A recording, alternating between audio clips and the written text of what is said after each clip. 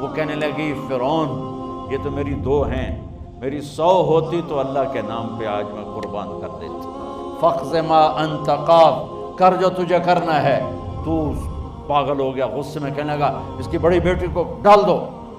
तो उन्होंने उसको यूं टांगों से पकड़ा और वो चीखती चिल्लाती हुई थी। माँ का एक बोल इसकी जान बचा सकता था, और फिर घर जाके तौबा कर लेती। वो कहती, अल्लाह मुझे माफ़ कर दे, मैंने कलमा कुफर कहा।